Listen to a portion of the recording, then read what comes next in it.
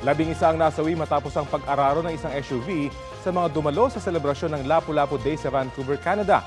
Iniutos na ni Pangulong Bongbong Marcos na bigyang tulong ang mga Pilipinong biktima sa insidente. Balita hatid ni Bea Pinlac.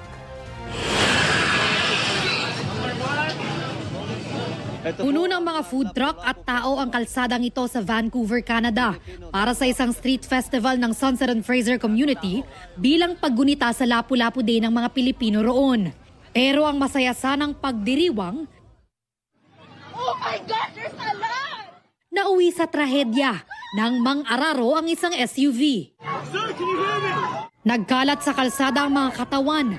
Agad namang dumating ang mga emergency responder. Hindi bababa sa 11 nasawi ayon sa Vancouver Police. 12 na naman ang sugatan at kritikal ang ilan sa kanila. Ang SUV driver hinabol ng mga tao roon hanggang siya'y mahuli ng mga pulis. Ayon sa pulisya, 30 anyos ang lalaki na may problema umano sa kalusugan. Inaalam pa kung sinadya ito ng suspect o isang aksidente. Wala naman daw indikasyon na isa itong act of terrorism ayon sa mga otoridad. Nakiramay sa mga biktima si Canadian Prime Minister Mark Carney. Nakikiisa raw ang kanilang bansa sa mga naulilang pamilya. Si Pangulong Bongbong Marcos nakiisa rin sa pakikiramay sa mga pamilya ng mga nasawi. Ipinag-utos niya sa mga diplomat ng Pilipinas na bigyan ng tulong ang mga biktima.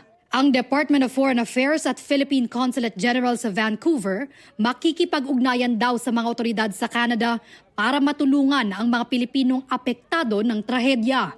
Bea Pinlac, nagbabalita para sa GMA Integrated News.